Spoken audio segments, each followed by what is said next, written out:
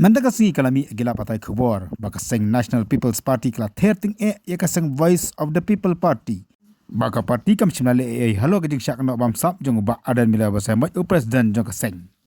Kani gajing wi khubor kam shimla shim yakanu ka kerteng jong uno yalam jong kaseng National People's Party ni kala syong wei niki he jong kaseng NPP. Hakai bedai bagani gajing keno jong kaseng National People's Party unong aktien jong kaseng Voice of the People Party Dr. Barskamberbo. Ulapan pau buat uang baka solong ka basngo syutia baka parti ka badan hakal yang sensyar kapa tokit bamsap aka parti ka badan hakal yang persyak. Haga juga por ulang baka parti NPP kala file dak FIR persyak yau baadan haka beri baka jengendo bamsap. Ulang haba kila ujor dak FIR ki diban ainla digi board jeng aj bikin tokit halo kata ka jisyak kendo bamsap jeng baadan.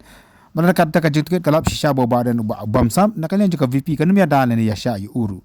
Neke ka basngo syutia kalong maka tiki parti kebadan hakal yang sensyar kifa toket penban ka parti kebadan hakal yang persyak. Kabamut bakim sotho ya ke ka baki krenru. Ha baki kenno bau presiden jaga VPP udon keti ki kam bamsam. Bat kifa toket pat akaju ke parti. Maka parti kebadan hakal yang persyak. Hakal yang sensyar. Aku apa nongko ba madu badan hak sarkar. Dan ke VPP dan ke NPP. Hatu ke PPP ke don sarkar. Lada kita mengidon ke sarkar kita tak kau sampai kita tak kaji keren kita ni kaji keren ke pemrong ke benar apa ke PPP ke di ban pensisa yang kata kaji bab sabtu presiden ke PPP apa lada FIR yau presiden juga PPP dia apa kata anjong ke aja dengan investigation kan ya ini cepat.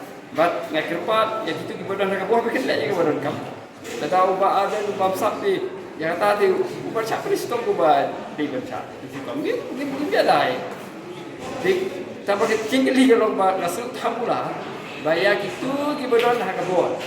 Di ong ya kalian persya. Ba ini investigate bagi ni pencikom ya ubar ada kalau kam kain. Hal itu kebut ba kibakran ke susui ai